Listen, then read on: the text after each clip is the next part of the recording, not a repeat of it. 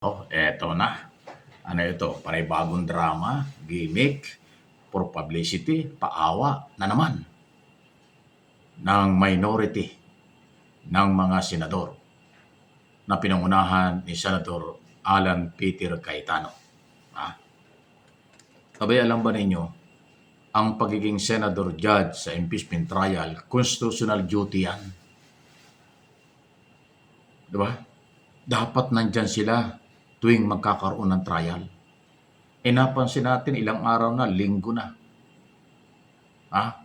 Madalas wala yung minority. Parang hindi na sila interesado kahit na kanilang obligasyong na trabaho. Paano kayo magde-decide ng tama after trial kung wala kayo sa trial? Kung lagi kayong absent sa trial. Kaya nga may panawagan na sina Congressman Chowa at yung mga public and private prosecutors na sana naman mag-attend. Sana naman. Huwag mag-a-absent ng madalas ang mga senador judge kasi mahalaga yung araw-araw na trial at nadidinig nila ang mga nangyayari para may sapat na basihan kung ano ang kailang magiging desisyon. Maliban na lang kung ito ay drama, gimmick ng mga oposisyon dahil alam naman nila at alam natin na talagang iba ang kanilang galaw. Parang magiging bulag at bingi. Sa mga ebidensya at testigo, abay huwag naman masyado kayong pahalata. Yung constitutional duty mahalagang panindigan. Yan ay inyong sinumpaan.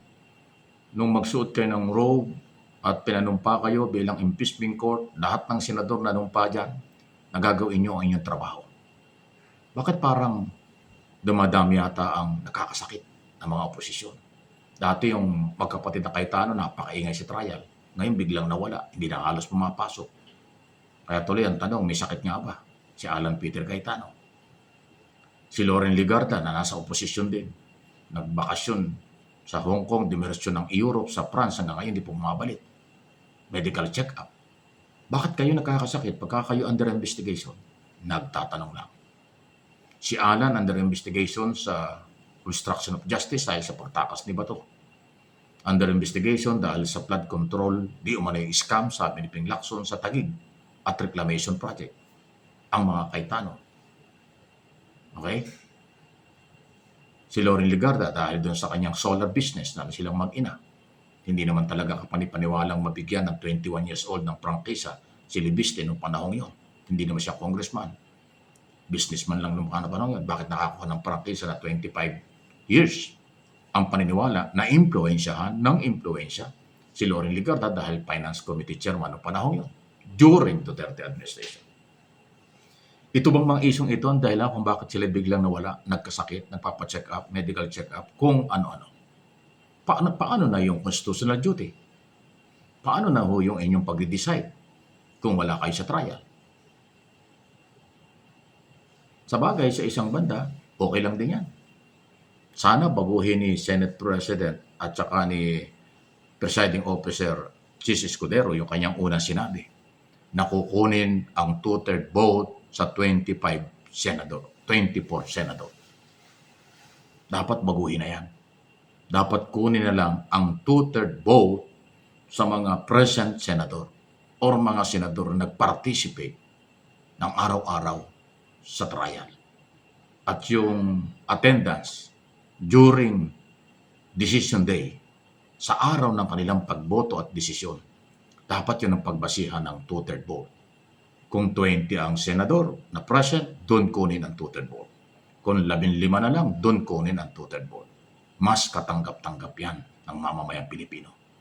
Pero kung kukunin ang 2/3 vote sa mga senador na yung iba'y nagkasakit bigla, yung iba'y nawawala dahil may warrant of arrest, yung iba'y nakakulong, yung iba'y tumatago dahil under investigation, napaka-unfair niyan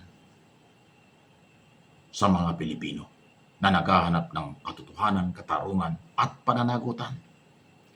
Although nasa saligang batas na ang 2/3 vote ay sa 24 senador. Problema, wala nga yung senador eh. Ayaw pumasok, nagtatago, nakakulong. Di ba? But sana kung nakakulong dahil nadulas lang sa kalye o jaywalking lang, hindi. Nakakulong dahil plunder, pandarambong, umano sa mamamayang Pilipino. Under investigation sa plunder, malversation. Under investigation sa kung ano-anong korupsyon. O di ba? Napaka-unfair talaga. Pinapasweldo kayo ng taong bayan, nanumpa kayo na bilang senador judge, hindi kayo pumapasok. Tapos ngayon, pagka nagbotohan, kayo ang masusunod. Aba, dapat Senador Escudero, baguhin mo na yung rule mo. Hindi katanggap-tanggap na kukunin ang two-third vote sa aking sariling opinion, observation at interpretation kung wala naman yung mga senador. O wala sila ngayon, tapos pagka ako magdidesisyon na, biglang darating sila lahat. Kung hindi man lahat, darating bigla ang pala absent para lang ma-justify ang two-third vote. Aba, unfair na naman yun.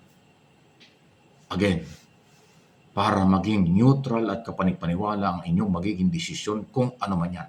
Huwag kayong mag-absent sa impeachment trial. Ngayon nga ilang beses na walang trial kasi masama ang panahon. Katulad itong linggong ito, isang araw lang nag-trial, 2 araw ang wala. O di ba? Tapos mag-a-absent pa kayo. Napaka-unfair niyan sa naghahanap ng katarungan, katotohanan at pananagutan ng mamamayang Pilipino sa graft in corruption at betrayal of public trust against Vice President. Yan po yung aking interpretation at opinion dyan. Huwag kayong masyadong palata, masyado namang brutal, garapal ang mga galawan ninyo. Meron pa ba kayong kahiyan? Sabi ni Pangulong Marcos, mahiya naman kayo. Tuloy ang allowance, tuloy ang sweldo. Wala kayo sa trabaho. Alam ba nyo ang sweldo ng senador mahigit na 300,000 piso? Mahigit na 10,000 pesos per day. Ang gastos ng kailang mga opisina nasa mga 1.2 hanggang 1.5 million per month. Ang kanilang mga staff, napakalalaki ng sweldo niya. Halos 300 yata, 1,000 ang sweldo ng chief of staff. Yung assistant chief of staff at kung ano-ano mga staff ng senador. Pag kinuwenta mo, nasa 1.2, 1.5 million per month. Tapos wala sa trabaho yung senador. Tuloy ang sweldo. Kahit wala ang senador sa Senado, tuloy ang sweldo ng mga staff. Tuloy ang gastos ng mga opisina. Bilyon-bilyon ang gastos ng taong bayan sa kanila. Sa totoo lang po. Hindi hupang ka rin na sweldo ng mga staff ng senador. Pinakamahina dyan, kung di ako nagkakamali, 40,000. Ang pinakasimpleng empleyado ng Senado. Ang mga matataas na posisyon dyan ay 300, 250, 200,000 bawat buwan. Iba pa yung mga allowance nila. Ang mga senador ganoon din. Iba yung sweldo kaysa allowance. Iba pa yung kung ano-ano dyan. Tapos wala sila.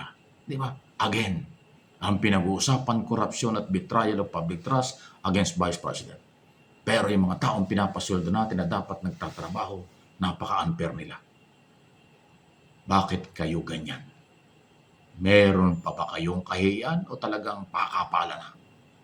Kawawa ang mga Pilipino sa nangyayari sa ating bansa. Opinion ko lang po yan. Please like, share, subscribe, and follow.